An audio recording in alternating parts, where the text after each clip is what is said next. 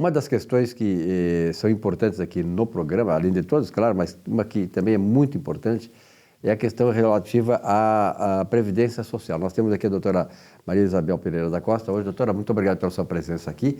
E o escritório de vocês, a doutora Luciana, Marcelo, a senhora e tal, tem focado muito essa questão e chamado muita atenção. As pessoas estão realmente muito atentas a esse espaço do programa, porque quem não está hoje envolvido, certamente terá alguém, ela mesma está envolvida com essas questões da Previdência Social. E, sobretudo, a questão da perícia médica, né? Alguma novidade nessa área? Na verdade, não chega a ser uma novidade, mas é uma coisa que preocupa as pessoas e tira a tranquilidade, né? Por exemplo, a pessoa que já está aposentada por invalidez ou é um pensionista inválido, frequentemente, né, no mínimo todo ano, ele é chamado no INSS para fazer uma reavaliação da sua incapacidade. Isso tira a tranquilidade, porque a pessoa diz, está naquela segurança, já estou doente, já estou incapaz e ainda tenho que ir lá de novo fazer perícia, né? Muitas vezes, doutora, desculpe me interromper, muitas vezes essa situação assim fragiliza a pessoa e ela acaba ficando doente. Acaba ficando mais doente, ainda agrava a situação, porque uma boa parte das pessoas não tem assim um conhecimento do que vai acontecer se for na perícia. Será que o meu benefício vai ser cancelado? A pessoa precisa daquilo para sobreviver, pela condição dela de incapaz, né? Mas então, o que eu quero falar hoje? Que chega um momento, preenchendo alguns requisitos, que daí o INSS não pode mais chamar para fazer essas reavaliações, mesmo que a pessoa esteja aposentada por invalidez ou seja um pensionista inválido. Então, quando é que isso acontece? Quando a pessoa tem a idade entre 55 e 60 anos e tenha, no mínimo, 15 anos de período já de aposentadoria ou de recebimento do benefício, né? E além de aposentadoria conta junto, não só a aposentadoria, mas como o período de auxílio-doença que antecedeu.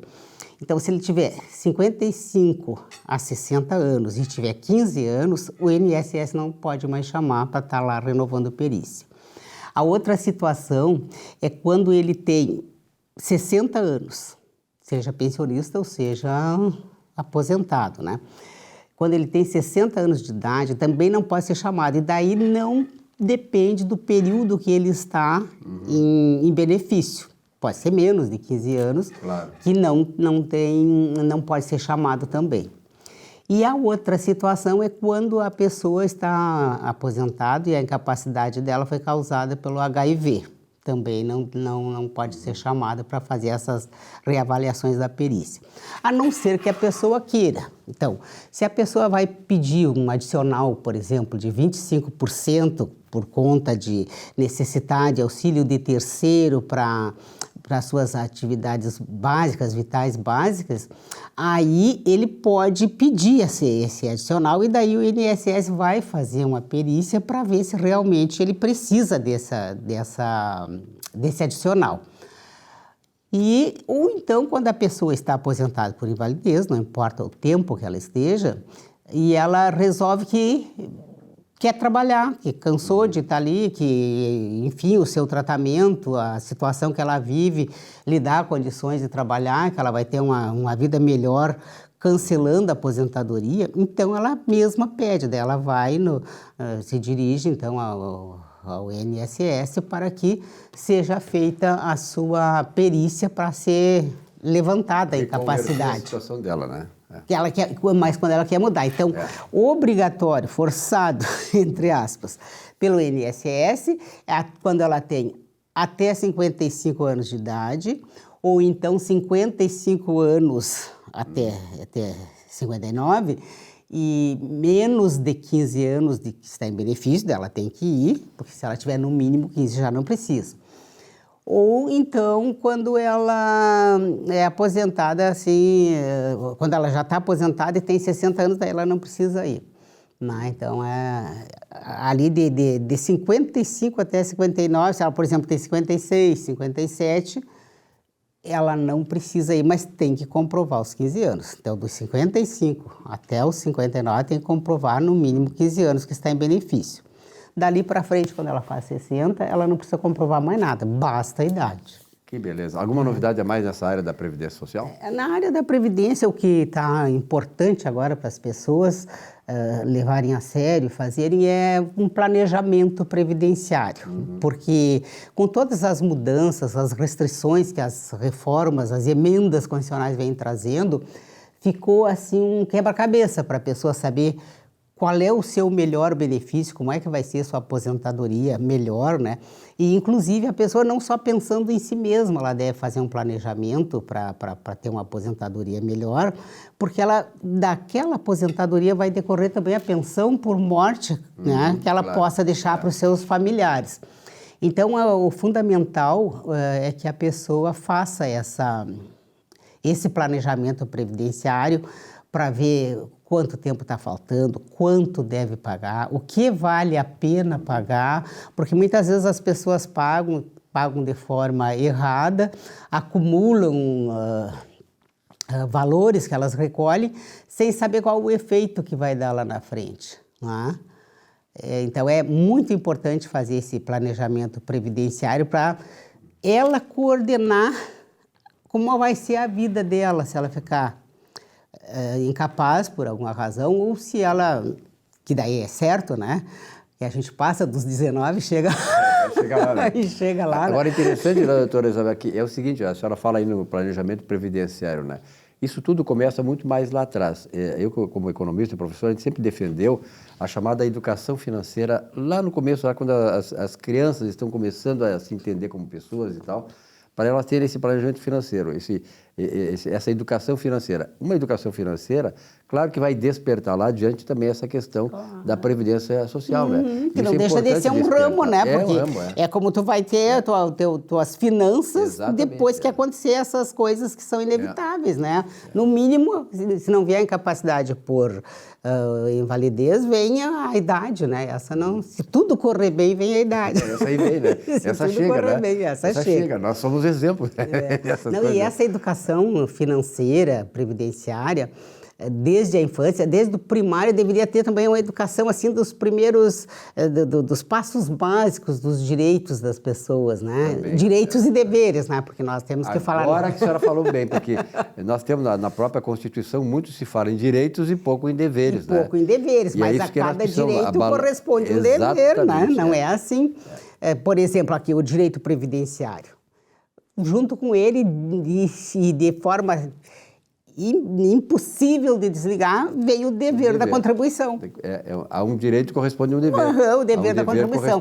Eu até sempre fui muito contrária a isso, a gente chamar de benefício previdenciário, dá a impressão que a pessoa está ganhando uma coisa. Na verdade, ela não está ganhando nada, ela pagou para ter aquilo de volta. É uma restituição. É uma restituição de uma prevenção que ela fez, por isso que é previdência, né?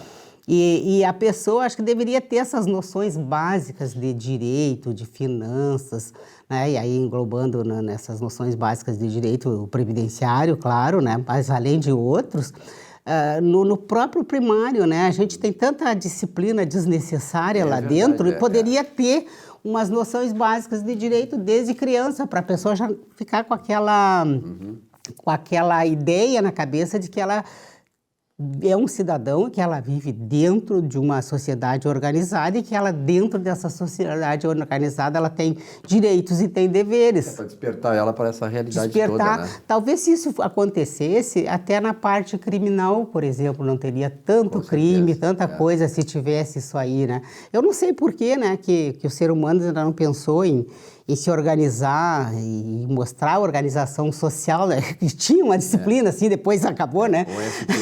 O SPB, né? Social e Política Brasileira. Só que começava já no segundo grau essa SPB, né? Tinha que começar lá desde o primário, quando a pessoa entra na escola. Essa questão do SPB que a gente teve lá na escola, ela foi muito pela esquerda, sempre a esquerda, né?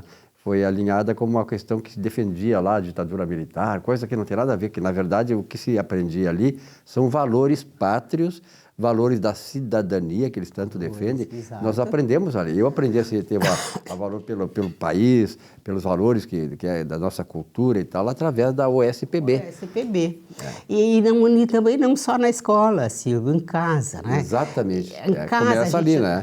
Começa ali. Na OSPB nós também tratávamos o valor da família. Da família. Eu nunca esqueço, e eu acho que vale a pena colocar aqui, quando eu assumi como juíza em Tapejara, o Marcelo, que vem aqui de vez em quando, Marcelão. meu filho, o Marcelo era pequenininho, estava no Jardim da Infância. Ele ainda é pequenininho, né? Ele ainda é um pouquinho maior que a mãe.